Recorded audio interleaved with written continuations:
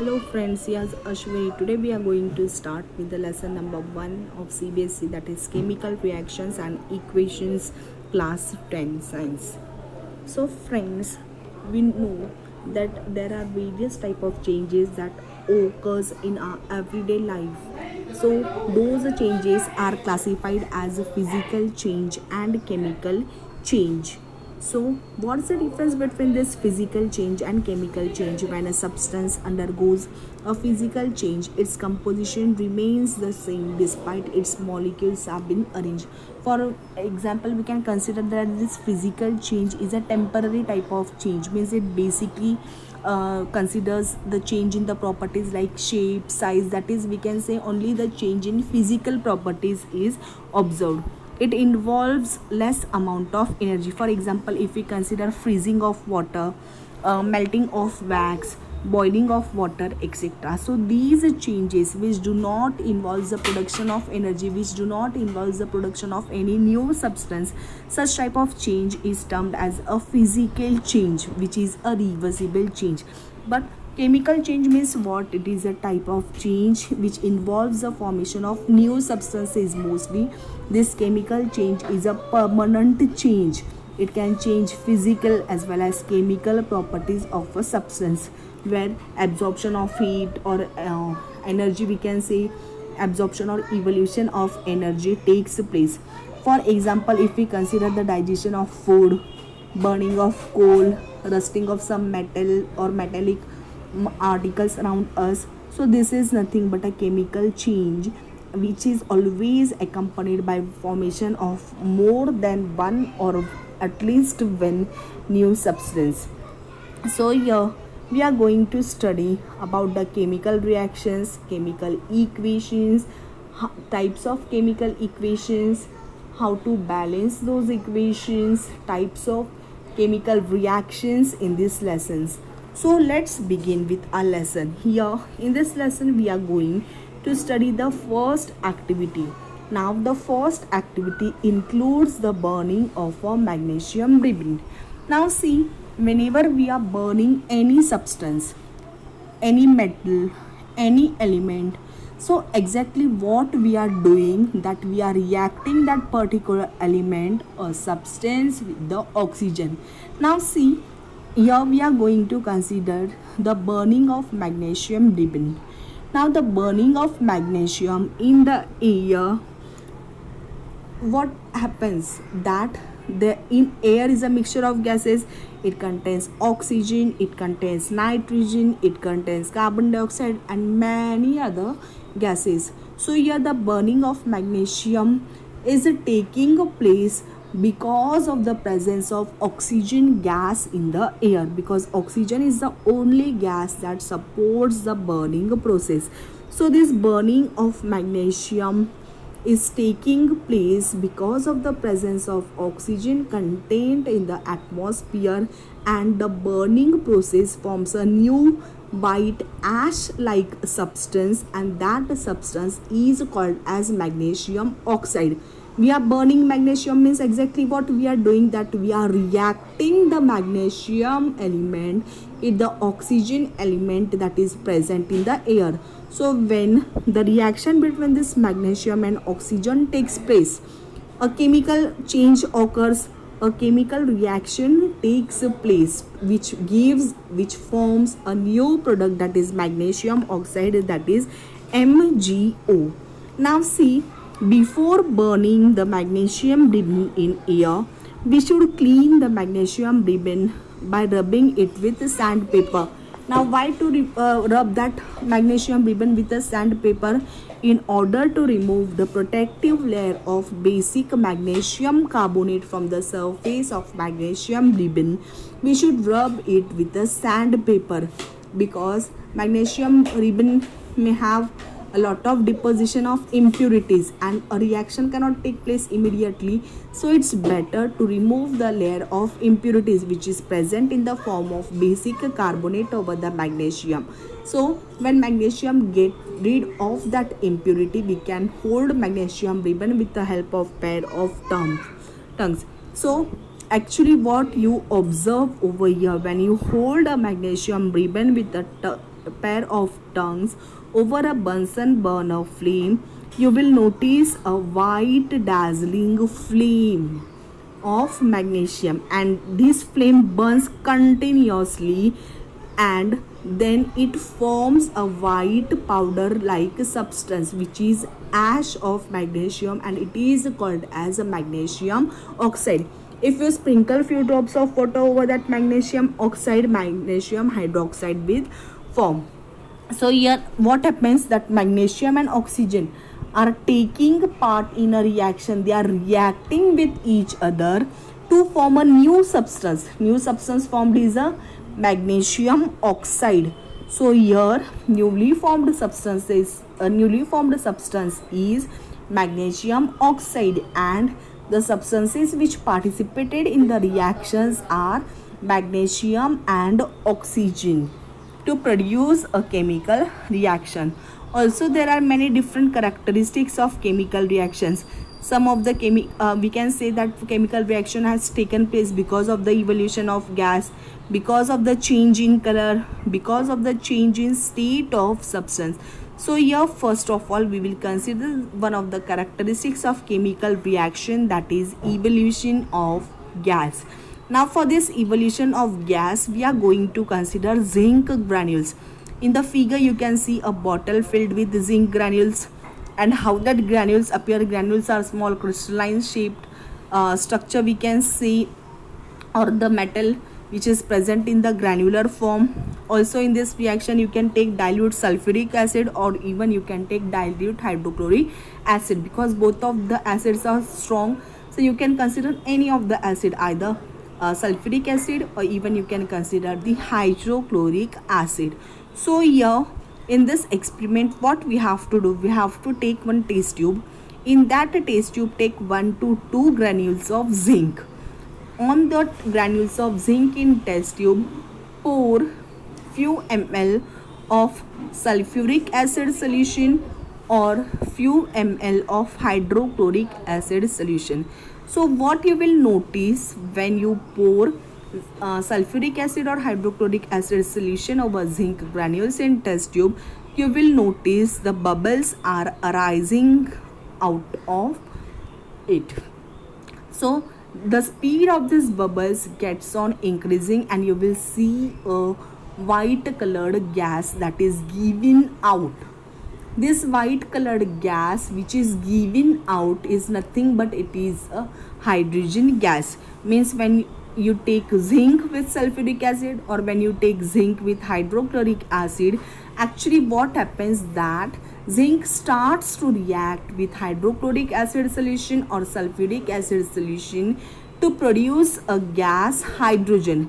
Now how will you confirm that this is the hydrogen gas only which is given out of the test tube? You have to hold a matchstick over that gas, over that fumes of hydrogen. You will notice that matchstick burns with a pop sound. So this burning with pop sound indicates the presence of hydrogen gas. So when you react zinc with hydrochloric acid, you will get a newly formed product as zinc chloride, and hydrogen gas is evolved. And if you are taking sulfuric acid, that is H2SO4 acid, you will notice that zinc sulfate is formed, and again hydrogen gas is evolved. So this process in which evolution of hydrogen gas takes place, it is also one of the characteristic of chemical reaction. Now consider the next characteristic of chemical reaction, that is the change in color. Means जैसे कि evolution of gas indicate करता है कि chemical reaction हुई है, in the same way change in color also indicates that chemical reaction has taken place. For example, the chemical reaction between, you can consider chemical reaction between lead nitrate and potassium iodide solution. Instead of this, you can also consider the reaction between citric acid or potassium permanganate solution. So here we will study the reaction between lead nitrate and potassium iodide solution. Now lead nitrate is having a chemical formula as PbNO32, and potassium iodide is having a chemical formula as Ki. So when this potassium iodide reacts with lead nitrate, you have to take 2 to 3 ml of potassium iodide in one test tube. In second test tube you have to take 2 to 3 ml of lead nitrate solution.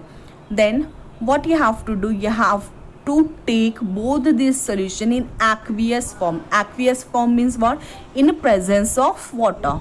Now add a test tube second to test tube 1. So what you will notice that the transparent solution start to change to yellow color. Why to yellow color? Because lead nitrate reacts with potassium iodide to form a solution that is lead iodide, and this lead iodide is a precipitate. Precipitate means what? It forms a very thick liquid type substance, and potassium nitrate forms the other layer. We can filter it to get the precipitate also. So also even change in state of substance also indicates the chemical change. Formation of precipitate, you can also take the reaction between sulfuric acid and barium chloride, that is BaCl2 plus H2SO4, you will get the precipitate. So here whatever reactions we studied, some reaction represents evolution of gas, some reactions represent color change, some reaction represents evolution of heat. So all these characteristics, that is evolution of heat, evolution of gas, etc., this represents chemical change, and chemical change takes place when chemical reactions occur. So now come to the next topic, that is what are these chemical reactions and equations. Now see, when we consider the chemical reactions, we should know that chemical reaction is a process where the substances or the elements or the compounds reacts together to form new substances or compounds. So the substances that are participating in the reaction are called as reactants, while the newly formed substances are called as products, and these reactants and products are separated by an arrow. So reactants means what? It indicates the presence of substances that are participating in the reaction. Products are the newly formed substances, and the arrow is used to separate reactants from the products. So while writing this chemical reaction, you should remember that always reactants are written on left hand side of the arrow, products are written on right hand side of the arrow. And if there are more than one reactant or product, plus a sign is introduced between them, the arrowhead indicates the rate of reaction. For example, if you consider the H2O, that is the water molecule. So here in this equation, symbols of substances are used to write the equation instead of writing that complete word. Like instead of writing water, we have written H2O. Instead of writing spelling of hydrogen and oxygen, we have written H2 and O2. So here this is for our convenience, because it is not possible each time to write the complete spelling for that particular element or compound. So for our convenience, the symbol of substances are used, and when the word equation is expressed using the symbols, then these are called as a chemical equation, which is a way to represent a chemical reaction in we can say in a concise and informative way. So there are also types of chemical equations that we are going to see. So when we consider this chemical equation, so what we have to remember, that representation of chemical reaction using symbols and formulas of the substances is called chemical equations. Always the reactants are written on the left hand side of the arrow. The arrow shows the direction of the chemical reaction condition, if any, is written generally above the arrow.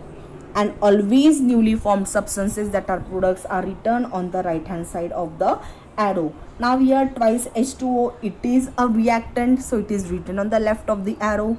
Twice H2 plus O2, these are the newly formed elements, so these are written on the right hand side of the arrow, which are the products. Reactants are the substances or the chemicals participating in a reaction, while products are newly formed substances. So it for our convenience we are using chemical symbols instead of writing the word equation. For example, we will move back to our activity number 1, that is burning of magnesium ribbon. When a magnesium ribbon is burnt, it forms magnesium oxide. So this statement can be written in the form of as magnesium plus oxygen arrow magnesium oxide. That is, magnesium and oxygen are the reactants in this reaction and magnesium oxide is a product. But each time it is not possible for us to write the complete spelling, so we are using the symbols. So those, whenever we are representing the word equation in chemistry using symbols, that is called as a chemical equation. Now these chemical equations are of two types: balanced chemical equation and unbalanced chemical equation. Let's see the first, that is unbalanced chemical equation. If the number of atoms of each element in reactants is not equal to the number of atoms of each element present in the product, then the chemical reaction is called as unbalanced chemical equation. For example, N2 plus H2 gives you NH3. When you count the number of atoms of nitrogen on left hand side, nitrogen are 2 in number, while on the right hand side only 1. Means there is no balancing between them. When you look at the number of atoms of hydrogen, on the left hand side there are 2 atoms of hydrogen, on the right hand side 3 atoms of hydrogen are there. Means there is no equality. Therefore, such type of equations in which number of atoms of element are not equal on both the sides, those equations are called as unbalanced chemical equation. Now look at the second type of equation, that is the balanced chemical equation. It is the one in which the number of atoms of each element is equal on both the sides. For example, N2 plus 3H2 gives you 2NH3. On both the side, the number of atoms of hydrogen, that is in the side of reactants as well as on the side of products, the number of atoms of nitrogen are 2, number of atoms of hydrogen are 6. So in this reaction, hydrogen and nitrogen are equal on both the sides. So it is a balanced chemical equation, and according to the law of conservation of mass, we know that mass cannot be created, it cannot be destroyed. To obey this law, the total mass of elements present in reactants must be equal to the total mass of elements that is in the products. So what if the reaction is unbalanced? There are some of the steps that we have to follow to balance those chemical equations. Now how to balance the chemical equations, that we are going to see in our next video.